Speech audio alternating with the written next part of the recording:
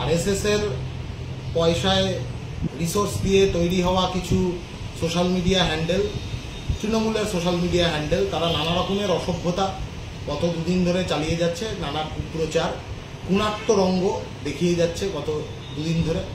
এসবে পাত্তা দেওয়ার কোনো মানেই হয় না। তার কারণ মানে যাদের কাজ ভৌ ভৌ করা তারা ভৌ ভৌ করবেই, বা সব ভৌ ভৌতে সাড়া দেওয়ার কোনো মানে নেই। আমাদের কাজ প্রশ্ন করা, আমরা প্রশ্ন করে যাব। আমাদের অভিভাবকরা যাদের সম্পর্কে যাচ্ছে তাইভাবে অপমানজনক কথাবার্তা লিখছে এরা, সেই অভিভাবকরাই আমাদেরকে শিখিয়েছে প্রশ্ন করতে, অসভ্যতা করতে না। প্রশ্ন করতে শিখিয়েছে, আমরা প্রশ্ন চালিয়ে যাব এবং প্রশ্ন করার অধিকারকে রক্ষা করবার চেষ্টা করে যাব, লড়াইটা চালিয়ে যাব গোটা রাজ্য জুড়ে। আসলে এরা মাথাটা খারাপ হয়ে গেছে।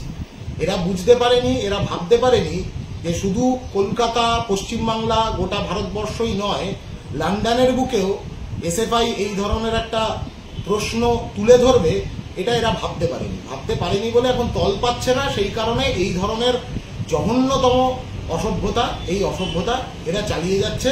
আমরা আমাদের প্রশ্ন করার কাজটা চালিয়ে যাব।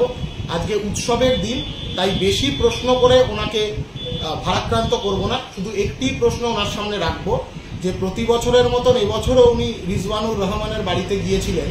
কি উদ্দেশ্যে গিয়েছিলেন, কোন রাজনৈতিক উদ্দেশ্যের জন্য উনি প্রতি বছর যান সেটা সকলেই জানে। এবছরও সেই উদ্দেশ্যেই গেছেন, সেটাও সকলে জানে।